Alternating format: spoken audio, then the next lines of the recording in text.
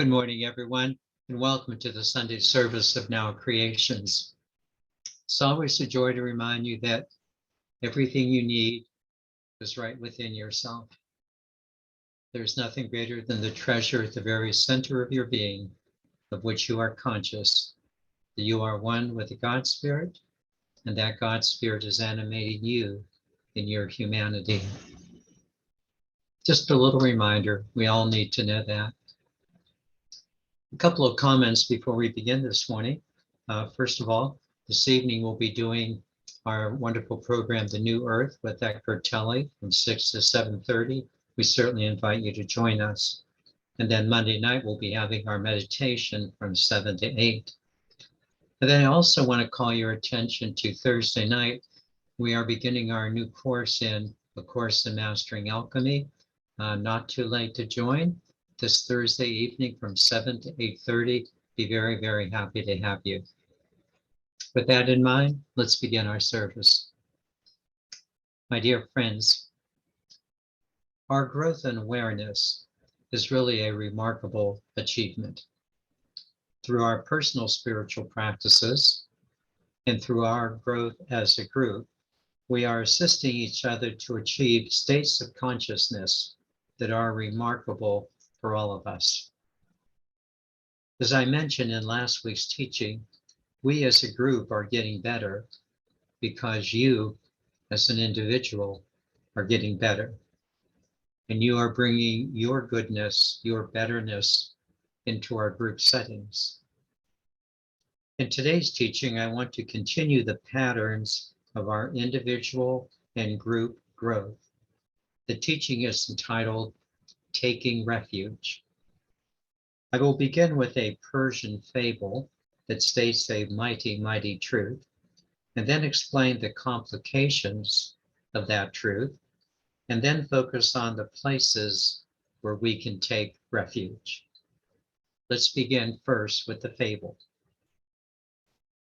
The fable concerns the mighty truth that it teaches in such a wonderful, wonderful way. The fable comes from ancient Persia and concerns the wishes of a king. The king sought the wisest people in the kingdom so that they would make a ring for him, so that when he was sad, it would make him happy, and when he was happy, that it would make him sad. That was quite a task, being able to change the mood of the king.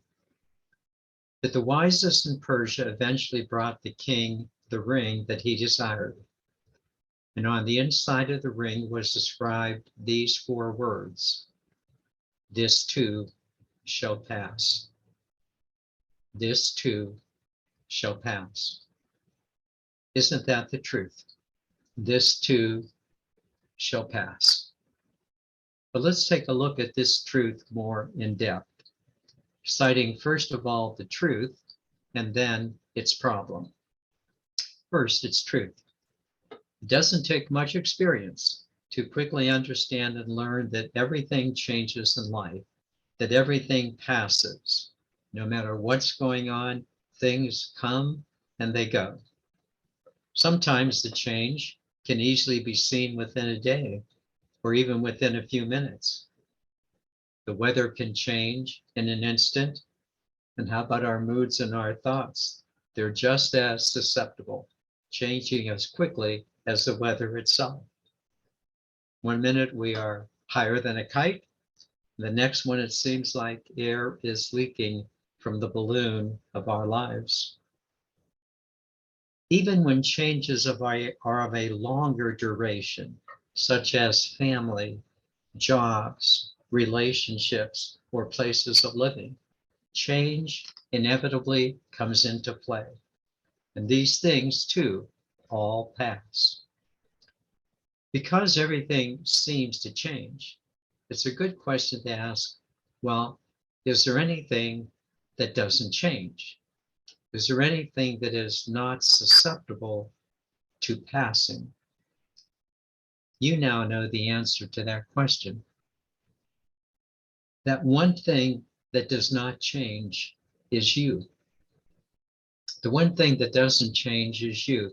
not the little you that is just as fickle as the weather, but the larger, bigger inner you. Let's call it your soul. Yes, it takes time to move from the little changing you to the bigger soul you that does not change. It takes time. But once you've made this change from the little you to the greater soul you, you begin to realize that your soul is the changeless experiencer of the things that change. Let me say this again. Your soul is the changeless experiencer of all the things that change.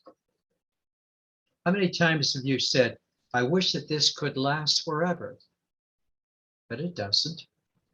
Or perhaps you've said, boy, I'm glad that's over. I don't want that anymore. And it isn't. With this understanding of the truth that this too shall pass, let us now focus on the age-old problem. Oh boy, the age-old problem that it continues to present even to us. From eons and eons and eons and eons ago. From the original fall of consciousness to our present day reality, there has been an accompanying problem to the truth that everything changes. The problem is this, that we, the changeless experiencers, get caught in our changing creations. Let me repeat that again. Here's the problem. We, the changeless experiencers, get caught. We get lost in our changing creations. We, the changeless experiencers, get so immersed in our creations that we think, well, they're never going to change. That's a huge problem. So let's take a closer look. Two simple examples, I think, will make the point. First, consider relationships, whether they be family, personal, social, or occupational. We invest so much into our relationships, especially with our children, that when these relationships no longer hold that initial spark that ignited them, we are so upset and sometimes even devastated. In a nutshell, we get lost in what too shall pass again and again, hoping for the better, but often experiencing the bittersweet reality of change. A second example would be the good times, when everything just seems to be going extremely well, just as we planned it. Got good families, plenty of money. Who could ask for anything more? You know the feeling, but you also know the scenario. Little by little, the good times become less and less. The family disperses. Money can be a little tighter, and one's health, the ultimate wealth, is not what it used to be. Again, we get so caught in what passes. Even though we know this, it's amazing how susceptible we continue to be to it. So we ask ourselves that deeply spiritual question: what does it take? What does it take to hold our own as the changeless creator in the midst of everything that changes? The simple answer is it takes a lot. It takes a lot, of course, until it doesn't. But at first, it takes a lot to be the changeless creator in the midst of everything that changes. Because when we are raised from just infancy into the world, we are raised to find our places in the world. We are raised to find our niche. From the simplest question we ask to a child, what do you want to be when you grow up? To the more complex question you ask to a college graduate, now what are you going to do with that degree? The focus is always finding your place out there in the world. Let's be clear, out there is important.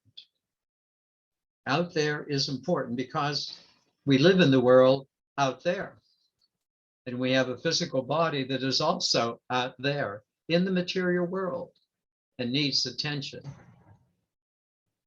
But what is also important is what is in here, because what is in here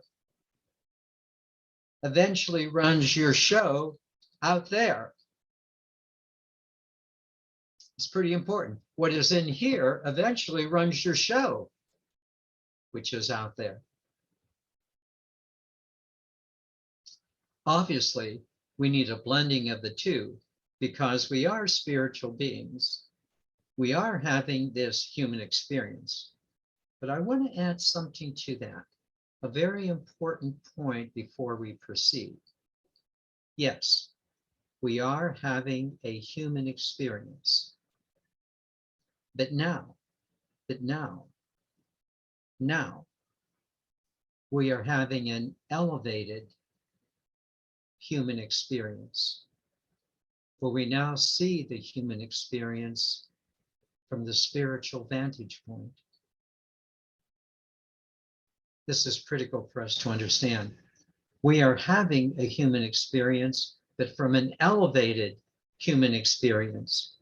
We are no longer in the lower energies of fear and doubt and worry, but rather we are elevating our human condition with a greater light. Is that not true? It is this elevation into the greater light that is the subject of today's teaching entitled Taking Refuge. The point of the teaching is this: is there an understanding of the elevated spiritual life in which we can take refuge amid the many challenges that face us individually and collectively?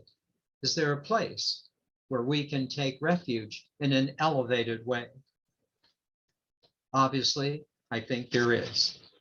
A teaching, hopefully, that will guide us not only to deal with the challenges of our lives, but the much more important thing, to live in an elevated way, so that we can see what's going on out there from in here. The title of today's teaching, Taking Refuge, has probably given you a hint of this wonderfully elevated practical teaching. This elevated practical teaching is called the Three Refuges of Buddhism. But before proceeding into the teachings, let me make two initial comments. First, the word refuge is often taken to mean a place where you go when you are unable to handle the pressures of life. It's kind of a safe house when things are getting the better of you. The three refuges of Buddhism are not such a place. They are not a hiding place. They are not where you go when you can't handle things, but truly a place where you go not only so that you can handle things that are difficult, but also a place where you can go that will lead you forward. They're a place of elevation. That's what we want to focus on, a place of elevation. Secondly, I will give you a general explanation of the three refuges, but I also will give you an elevated teaching of each one that is appropriate and practical in our current lifetimes. Let's begin. The first refuge. The first refuge of Buddhism is the Dharma. The word Dharma has many, many meanings, but for the Buddhists, it means simply knowing the truth of who you are. The Dharma is the truth of who you are. Now, if I were to ask you, do you know the truth of who you are? Do you know your true state of being? Many of you would say, oh, yes, I know exactly who I am. You would say things like contained in the biblical verse of Genesis. Well, I'm made in the image and likeness of God. Or from A Course in Miracles, I'm an idea in the mind of God and I have not left my source. Or in A Course for Mastering Alchemy, I am a fifth dimensional being of light and love. And you would have answered that question rather correctly. Yes, I know who I am. Now the elevation. I have two questions for you now. The first one is, are you living this way? Well, I know who I am. It's not my question. My question is, are you living this way? Are you living as a connected being to your God spirit? Now, a lot of people would say something like, well, I'm trying to, or more and more of the time, I really am. But did you hear the question? Are you living this way? Have you made the shift? Are you living this way? Do you now see yourself as that eternal soul?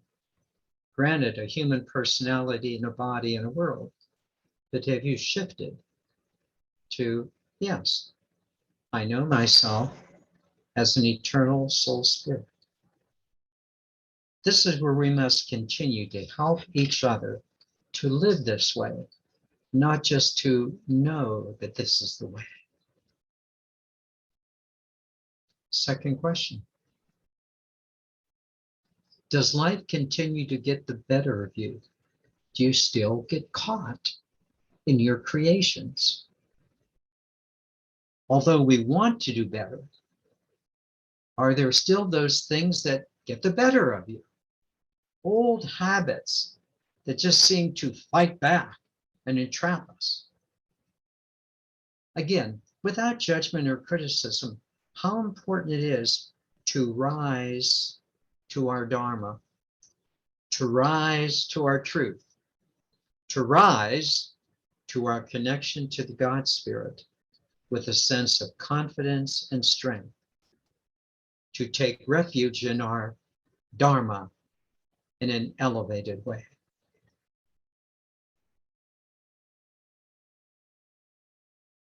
The second refuge. The second refuge is the achievement of Buddhahood. This teaching simply means that the Buddha showed the way as to what was possible as a human being, namely, to rise in one's spiritual awareness and to live the enlightened life connected to the God Spirit. That's what the Buddha did and is revered. The second refuge, Buddhahood. In the simplest terms, it means because the Buddha achieved enlightenment, we can too. Because the Buddha was able to realize the fullness of the possibilities of being human, so can we. This is such an inspiring teaching, but I want to elevate it by giving it a little more of a positive thrust. For many in Buddhism, this teaching has been mostly about releasing the old stuff that no longer serves you. It's been about releasing the old habits that keep you caught on that hamster wheel that they call samsara, the world of suffering. Here's the elevation. While it is very important to move beyond the old habits, I would like to more focus on the possibilities of what you do when you have moved beyond the old stuff. In a nutshell, what's your new stuff? What's your new possibilities now that you have achieved an enlightened status? Yes, it's important to get beyond the past, but once you do, what are you going to do now? How about creating that future of possibility? Please do not look at life through that rear view mirror. What do you want to create now? What are your new possibilities? You're not just here to clean up your past, but rather to create a new heaven on a new earth. Would you please, sometime today, would you take some time to consider your newer possibilities? Maybe sitting for a few minutes, going forth in joy. Maybe we'll do that in our meditation. It's very important for us to look into the future. Now that you are free of the past, what will you create as your new, yet to be realized possibilities? It may be something as simple as, I'm going to treat everyone kindly. That's a good one. Or it could be something as complex as, I'm going to start an animal shelter. Whatever it is, have the courage to step forth into your newness. Move into your newness, not your past. New possibilities for you. Take refuge in your new Buddhahood, moving forward. The third refuge, the Sangha. We have used the word Sangha on many, many, many occasions, and you pretty well know what it means, namely how important it is to join with others of like mind and spirit, to be with others who elevate and inspire you as you do for them. The Sangha is like a homecoming with others. It's like coming home with others. Many of us experience this many times during the week in our programs for Now Creations. The Sangha creates the positive place where we can go for nourishment in the light. You know this. But would you also consider another fruit of the Sangha? Here's the elevated meaning. Not only does the Sangha nourish you, but it also nourishes you to nourish others. Let me repeat this. Not only does the Sangha nourish you, but it nourishes you to nourish others. Is this not most of what you want to be? To be a spiritual nourishment to your family and to your friends and to all of life. Let's be clear. Being such a nourishment is not the easiest thing to do in the world. It can be quite draining. Thus raising the question, where do you go when you are drained? Where do you go for the fill-up? Take refuge in the Sangha. Take refuge in the Sangha, your buddies, your friends in spirit, but always with the understanding that the nourishment you receive is now the nourishment that you will give.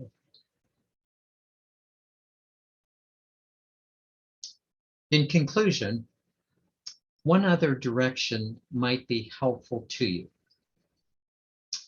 In the immediacy of a daily situation of life, something sometimes just comes up and it blindsides you.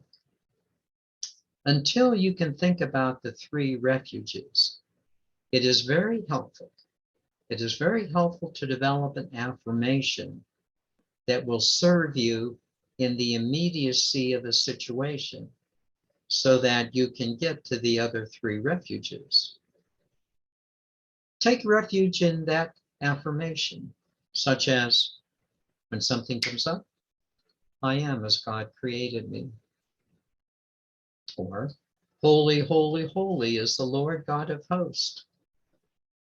Or just putting your hand over your sacred heart, taking your breath. And now going to your 3 refuges. Take refuge in that affirmation until you're ready to seek the bigger refuges. The Dharma, your truth. Buddhahood, your new possibilities. And the Sangha, your source of nourishment for nourishing others.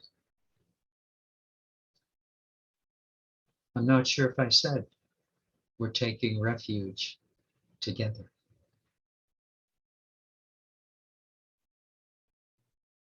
Let me now lead you into meditation, and what a joy it is to do so.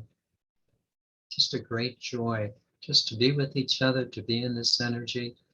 And let's begin as we normally do by simply focusing on the breath, just breathing in and breathing out. Allow it to settle the thoughts in our mind, our physical bodies, and bring the inner you forward. Please begin.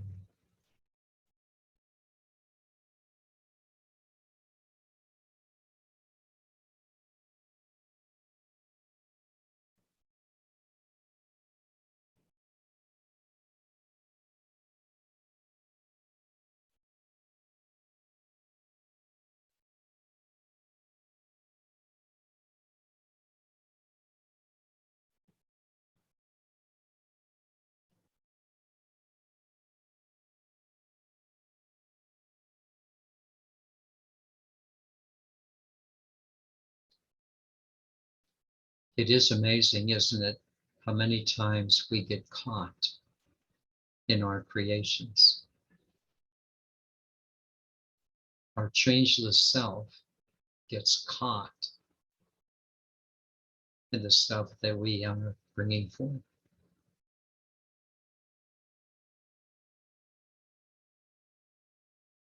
How many times? How many times? Maybe even this morning, you got caught in something that changes, and it determined you.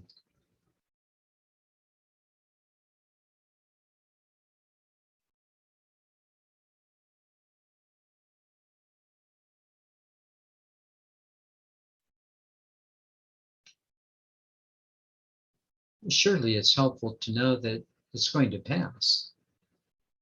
But why do we keep on getting caught again and again, again and again?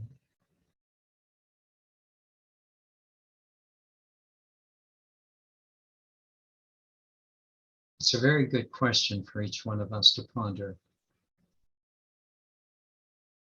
Not getting caught in our creations.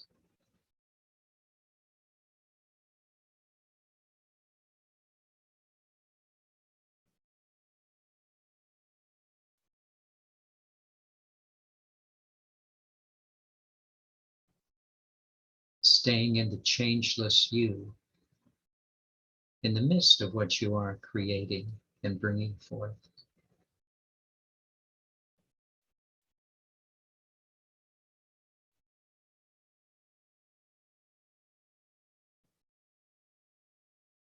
Staying the changeless you in the midst of what you are bringing forth.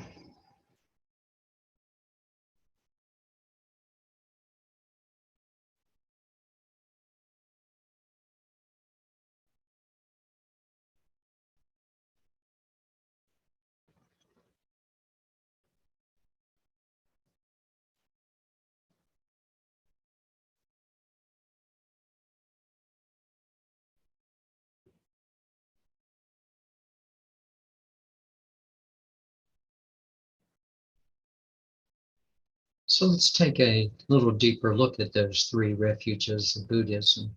The first one, the Dharma.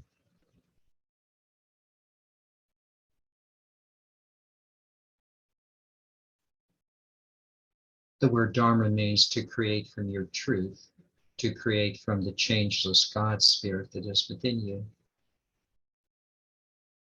And this is a major problem for most of us. We create more from circumstances,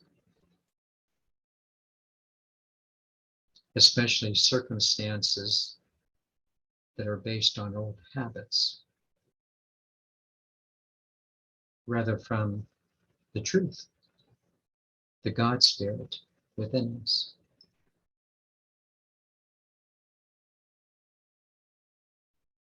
It's a huge difference between changing from circumstances based on old habits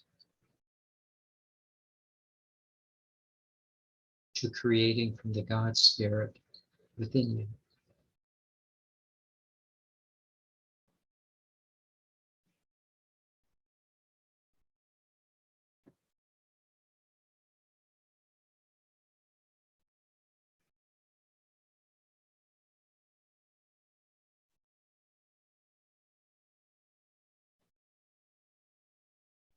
It's kind of like you're always looking for better circumstances when you have the best circumstance within you. Why do we do it?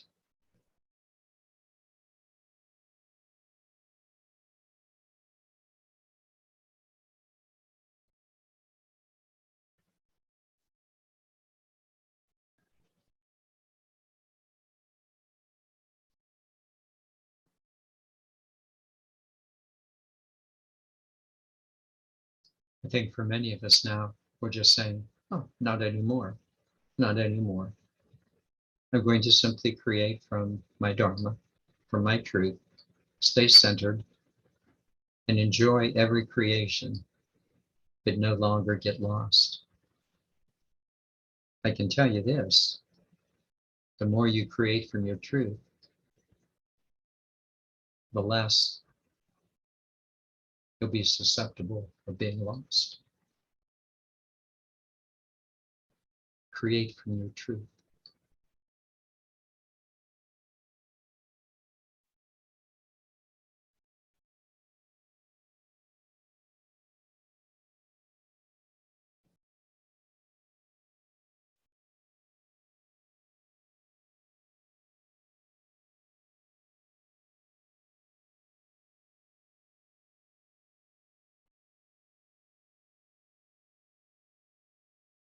That second refuge of Buddhahood, it's a beautiful thing to move into enlightenment. But again, enlightenment is not a static place. Enlightenment means I see clearly. So the key for us, I think, is not just seeing clearly your past, but going forward and maybe your next newest creation. So I'm going to give you a few minutes to ponder that right now. And again, I'm going to give you a few minutes to do this. What is your next thing? What is on your plate right now that you want to address as the newness of your possibility of being an enlightened being? I'll give you a few minutes.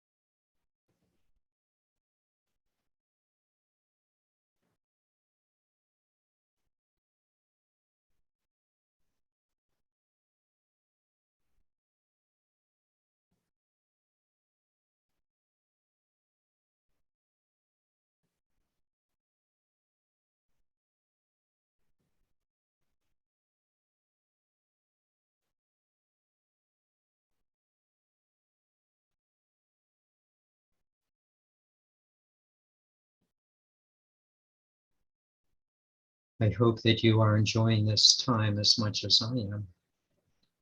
And I encourage you, as well as myself, to maybe take even a little more time later on for a fuller integration of your new possibility.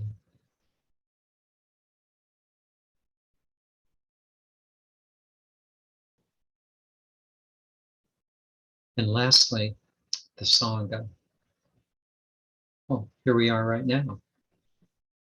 We've got spiritual buddies, spiritual friends. Here we are right now, nourishing each other. Here we are.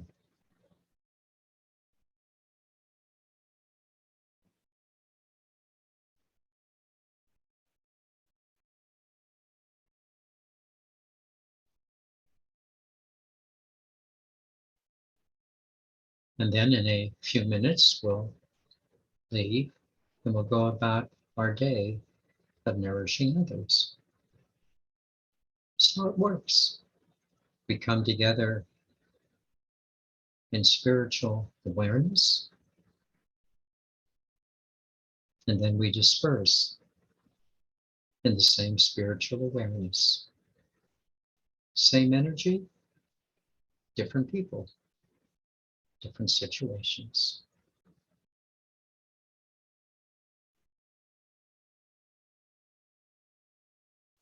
Nourished and nourishing.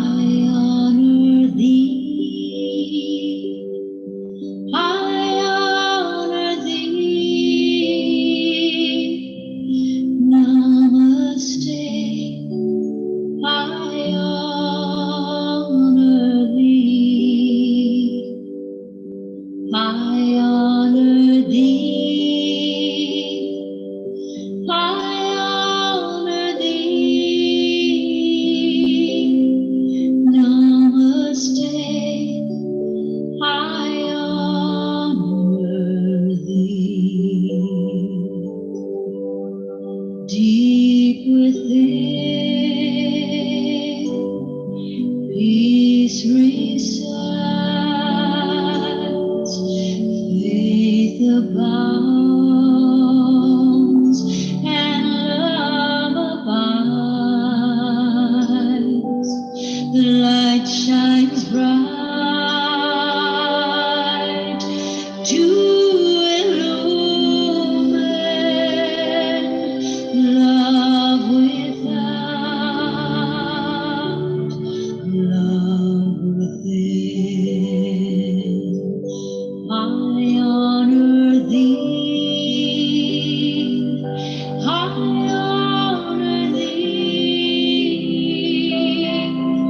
Namaste, I honor thee, I honor thee, I honor thee. Namaste, I honor thee. When you are where you need to be, within that space, I honor thee. Seeing through eyes of illusion, seeing through spirit, we are one. I honor thee, I honor thee, I honor thee. Namaste, I honor thee, I honor thee, I honor thee. Namaste, I honor thee. Namaste, I honor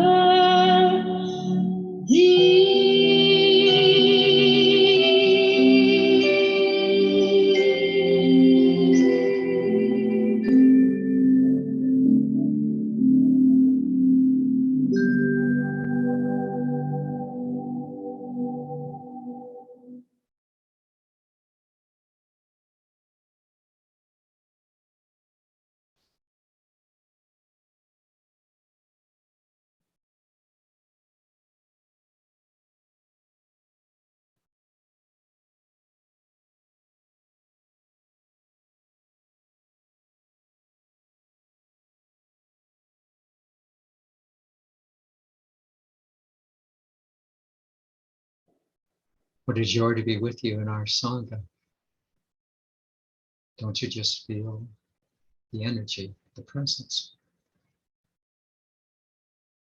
As we look at these three refuges of Buddhism, may we see them in a very elevated way. Namaste, dear ones. Namaste.